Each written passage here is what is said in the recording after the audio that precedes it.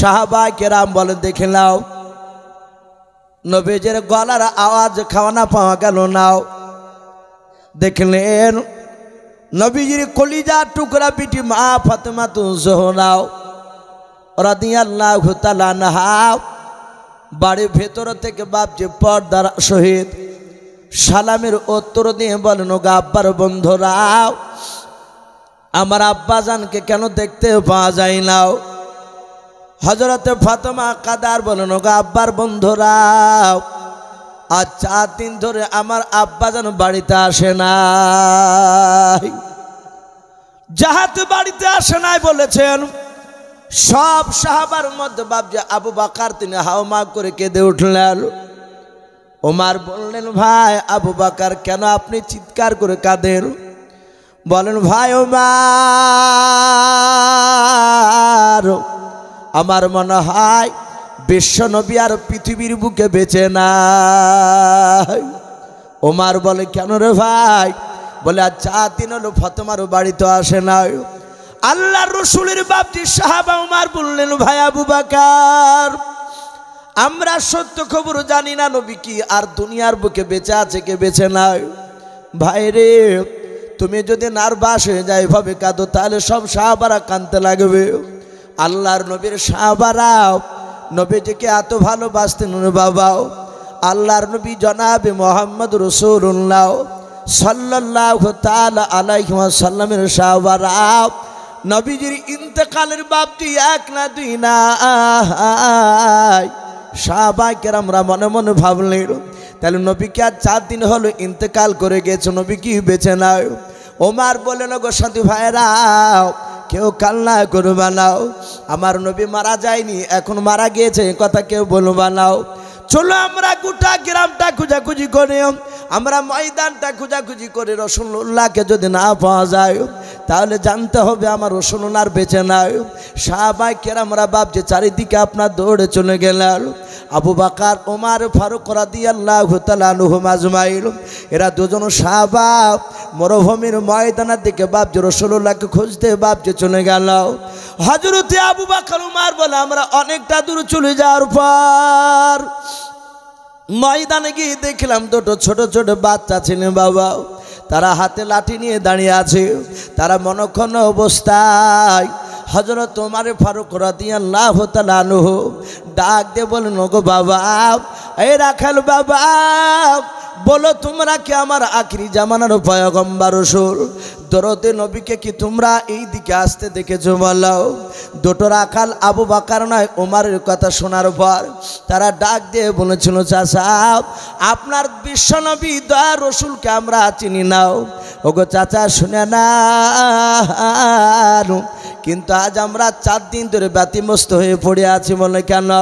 বলে, ওই দেখো একটা গুহা দেখতে পাওয়া যাচ্ছে। বলে, হ্যাঁ, ওই গুহার ভিতরে আজ 4 দিন আগে শুনে না কোথা থেকে একটা পাগল দৌড়ে এসে ওই গুহার ভিতরে শুয়ে থাকার নয়, গুহার ভিতরে সেজদায় পড়ে কান্না করতেছে, শুধু বলছে, উম্মতি উম্মতি উম্মতি, আমার উম্মতের কি হবে, আমার উম্মতের কি হবে, এই বলে কান্না করতেছে। রে চাচাও, একটু দয়া করে ওই পাগলকে গুহা থেকে টেনে নিয়ে একটু আপনাদের এলাকায় নিয়ে চলে যাও, কারণ গুহার চারিদিকে ওট আর দুম্বা ছাগল দেখতে পাচ্ছেন। বলে, হ্যাঁ, ওরা কেউ ছাগল আর দুম্বা ওট তারাও একটা ঘাস আর পানিও খায় নাই। বলুন সুবহানাল্লাহ। ওগো চাচা, আমরা পাগল হয়ে গিয়েছি। সারা দিন চড়ানোর পর আমরা বাড়িতে নিয়ে গিয়েছিলাম, হঠাৎ করে দেখলাম বাড়ি থেকে দৌড়ে চলে আসলো আজ 4 দিন আগে। ওগো চাচা, 4 দিন ধরে একটা ঘাসও খাই নাই। ওই গুহার চারিদিকে এসে তারা শুধু কাঁদে। ওই লোকটাও কাঁদছে, আর লক্ষ্য করে দেখলাম আমাদের অবুলা জানোয়াররা ওরাও কাঁদছে। বলুন আলহামদুলিল্লাহ। ভাই, আমরা চিনতে পারি নাই, কিন্তু আবুলারা তারা চিনতে পেরেছেন বিশ্ব নবী। বলুন আলহামদুলিল্লাহ। নবী রাস্তা দিয়ে যেতে জঙ্গলের গাছ পর্যন্ত রাসূলুল্লাহকে কথা বলতেন। বলুন সুবহানাল্লাহ। একটু জিকির করে, লা ইলাহা ইল্লাল্লাহ, লা ইলাহা লা ইলাহা। ভাই নামাজ হচ্ছে না, একটু মহব্বতে জিকির করি। আর আফজালু জিকির বলা হয়েছে কলবা, একবার মহব্বত পড়ি। লা ইলাহা ইল্লাল্লাহ, লা ইলাহা, লা ইলাহা ইল্লাল্লাহ মুহাম্মাদুর রাসূলুল্লাহ সাল্লাল্লাহু তাআলা আলাইহি ওয়াসাল্লাম। হযরত ওমরের কথা শুনে বাচ্চা দুটো যখন ওই কথা বলল, আবু বকর শুধু নবীজির খোঁজটা পেয়েছে, সাথে সাথে আবু বকর ওই বাচ্চা ছেলে দুটোকে বুকের সাথে জড়ে ধরে বলল, বাবা তোমাদের জন্য দোয়া করি, আমার বিশ্বনবী জনাবে মুহাম্মদ রাসূলুল্লাহর খোঁজটা একটু দিয়েছে। ভাই আমার বিশ্বনবী দরুদ নবীর কথা শুনে আবু বকর ওমর ছুটে চলে গেলেন, সাহাবাদেরকে ডাকলেন। সব সাহাবা আওয়াজ দিয়ে নবীজির গুহার চারিদিকে এসে জমা হয়ে গেল। আমার আবু বকর সালাম দিলেন, আসসালামু আলাইকুম আলাইকা রাসূলুল্লাহ ইয়ারফাউ রাসাকা। হে নবী আপনি তাড়াতাড়ি মাথা উত্তোলন করো। নবী আর কাঁদেন না, নবী 4 দিন ধরে সাহাবারা পাগল হয়ে গেছে আপনার জন্য। আমার রাসূল মাথা তুলে নাই। ভাই অনেক লম্বা ঘটনা আছে। আমার বিশ্বনবী দরুদি নবীর সব সাহাবা ডাকলেন, উঠে নাই। এমনকি নবীর বিটি মা ফাতেমাতু জোহরা রাদিয়াল্লাহু তাআলা আনহা, উনিও বাপজি আপনার ডাকলেন, উঠলেন না। লাস্টে জিবরিল এসে বললেন, ওগো রাসূল কাঁদবেন না, আল্লাহ আপনাকে মাকামে মাহমুদ দান করেছেন, বলুন সুবহানাল্লাহ। যে মাকামে মাহমুদ কোন নবীকে দেয় না। আপনি ওই জায়গায় বসে আপনি যতবার আল্লাহকে ডাকবেন, আমার আল্লাহ ততবারই আপনার ডাকে সাড়া দিয়ে আপনার উম্মাদকে, জাহান্নামী উম্মাদকে জান্নাতে দিবে। জোরে বলুন সুবহানাল্লাহ। ভাই সেই নবী বাপজি 23 বছর ধরে কেঁদেছেন, এখনো বাপজি কাঁদছে। তাই আমি আর লম্বা চড়া করব না, যেহেতু জালসার প্রধান বক্তা বাপজি চলে এসেছেন। মাত্র 2 থেকে 3 মিনিট। ভাই এটা মাদ্রাসা জালসা সকলেই জানে, বহু টাকা খরচ, বহু ছেলেরা বাপজি কিনে থাকে। আপনারা 10,000 5,000 এভাবে অনেকে দিয়েছে। আমি ভাই আপনাদের কাছে বাপজি 5,000 10,000 বলবো না। এই গভীর রাত্রিবেলা, রাত্রি 12টা পার হতে চলল। ভাই এই রাত্রিবেলাতে যদি কোনো আল্লাহর বান্দা থাকে, আমার মা বোনদেরকে বলবো, ভাই ইমানদাররা খাজুর গাছের মতো, খাজুর গাছকে যত সাজবে তত বাপজি রস পড়ে। তাই ভাই বেশি নয় 500 খান করে টাকা, কিংবা 100-200 করে টাকা, ভাই একটু যে যা পারবেন একটু ঝটঝট করে ভাই একটু আসুন, আমি একটু দেখতে চাই। আমাকে বেশি সাবধানী তবু একটু বলে নিশু ভাই, একটু বলবেন যদি 10টা লোক যদি 100 টাকা করে দেয়, তাও তো 1 বস্তা চালের টাকা হয়ে যাবে। ভাই একটু আসি, প্রধান বক্তা চলে এসেছেন, আমি মিনিট 3 আমি আপনাদের কাছে একটু দেখতে চাই এখানে কোন আল্লাহর বান্দা। ভাই আপনারা অনেকে দিয়েছেন 100 খান করে টাকা, ভাই একটু ঝটঝট করে আসি ভাই, হরকত বরকত হয় ইনশাল্লাহ হবে। কোনো বাপজি কোনো ভাই যদি না থাকে একটু ওয়াদা করবে যে আমি দিয়ে যাবো ইনশাল্লাহ। এই দেখেন একজন বাপজি আমার, কি নাম, হাজি মনসুর আলী মন্ডল, এই দেখেন 1000 টাকার দাতা, মাশাআল্লাহ 1টা বস্তা চালের টাকা দিয়ে দিয়েছে। ভাই এখনো ইসলাম দরদি মানুষ পৃথিবীতে বেঁচে আছে। ভাই বেশি নাই 100 খান করে টাকা চেয়েছি, যদি কেউ মনে করেন আমি 500 1000 দিব ইনশাল্লাহ দিবেন। ভাই আমার পরের বক্তা ইনশাল্লাহ উনি চলে এসেছে, বহুদূর থেকে এসেছেন। ভাইজান আপনাদের কাছে মূল্যবান কথা রাখবেন। ভাই আমি মাত্র 3 মিনিট একটু দেখতে চাই।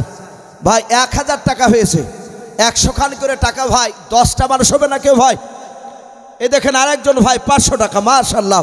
ওগো মাওলা, গভীর রাত্রিবেলায় তোমার বান্দারা তোমাকে দেখে নাই, তোমার নবীকে না দেখে মহব্বত করে, তোমার বিশ্বনবীর মাদ্রাসার মহব্বত করে, কোরআনের মহব্বতে 100 টাকা নয়। ওগো মহল্লা, তোমার একজন বান্দা 1000, আরেকজন বান্দা 500 টাকা, আরেকজন তোমার শেষের বেলায় বান্দা 100 টাকা দিয়েছেন। ওগো মহল্লা, তুমি সকল দানকারী দানকে তুমি কবুল করে নাও। ওগো মহল্লা, তুমি সকলের আত্মীয় স্বজন কবর আজাবকে তুমি মাফ করে দাও। ওগো মালিক, যারা দিচ্ছে যারা দিতে পারে নাই, আল্লাহ তুমি সকলকে বিশ্বনবীর চেহারা না দেখে আমাদের মত দিও না, বলুন আল্লাহুম্মা আমিন, আল্লাহুম্মা আমিন। ভাই একটু আসি ভাই, আমি আপনাদেরকে বেশিক্ষণ কষ্ট দিব না, মাত্র মিনিট 3 ভাই একটু দেখতে চেয়েছি, ইনশাল্লাহ হয়ে যাবে, আশা করি 2000 পার হয়ে যাবে। এ দেখেন আর একজন বাপজি আমার 100 আর 100 করে 200 দিয়েছে। ওই দেখেন আর একজন বাপজি 100 টাকা, মাশাআল্লাহ। ওগো আল্লাহ হরকত বরকত হয় আমরা সকলে জানি। ওগো মাওলা তুমি তাকে দেখো। ওগো রব্বুল আলামিন যারা দিচ্ছে যারা দিতে পারে নাই, ওগো মাওলা তুমি সকল আর আত্মীয়স্বজন কবর আযাবকে তুমি মাফ করে দাও, বলুন আল্লাহুম্মা আমিন, আল্লাহুম্মা আমিন। ভাই আপনারা হয়তো ভাববেন যে সুর করে বলছে না কেন, এ সুর করা এখন আর লাগবে না, যেহেতু আমার পূর্বেকার বক্তা আপনাদের সামনে প্রায় ঘন্টা 2 ওপরে উনি ওয়াজ আর কালেকশন করেছেন। ভাই মিনিট 3 আমি আপনাদের কাছে দেখতে চাই কোন আল্লাহর দরদি বান্দা এখানে আছেন, নবীর প্রেমিক। এ দেখেন আর একজন বাপজি আমার 100 টাকা দিয়েছেন, আল্লাহ তার দানকে কবুল করুন। ওগো মা বোন, আমি এখানে শুনেছি অনেক মা বোন হয়েছে, আর আমি দেখেছি রাত্রি 2টোর সময়তে দিল। আমি দেখেছি অনেক জায়গাতে ইস্যুপের জন্য বাপজি অনেক মা বোন বসে থাকে, যে ইস্যু বলবে শেষ দোয়া নিয়ে বাড়ি যাব। তাই মা বোনদেরকে বলবো, মা বোন আপনারা 50, 110 যে যা পারবেন, ওগো মা বোন বাচ্চা ছেলের হাতে একটু ইনশাল্লাহ পাঠিয়ে দেবে। আপনাদের মা বোনদের কাছ থেকে হয়তো 50, 100 করে যদি হয়তো 2টো বস্তা যদি চালের উঠে যায়, ইনশাল্লাহ অনেক কাজে লাগবে। ভাই আমি আপনাদেরকে বলবো, আর লম্বা চাড়া করবো না, বক্তা চলে এসেছে, এখানে অনেক বাপজি ভাই আছে। ভাই আপনাদেরকে বলবো, মাদ্রাসাতে তেলেরও দরকার হয়, যেহেতু বোর্ডিং অনেক ছেলেকে বাপজি রান্না করে খাওয়ায়। আমাদের রায় মাঠে অনেকের আছে, রায় বাপজি এখনও ওঠেনি। তাই প্রতিটা বাপজি ভাইদেরকে বলবো, আমরা রায়ের ওষুধ থেকে নিয়ে হয় একটা ঘানি 10 কেজি না পারলো আমরা কমসে কম 5 কেজি করে রায় দিয়ে যাবো ইনশাল্লাহ। আপনারা আসুন একজন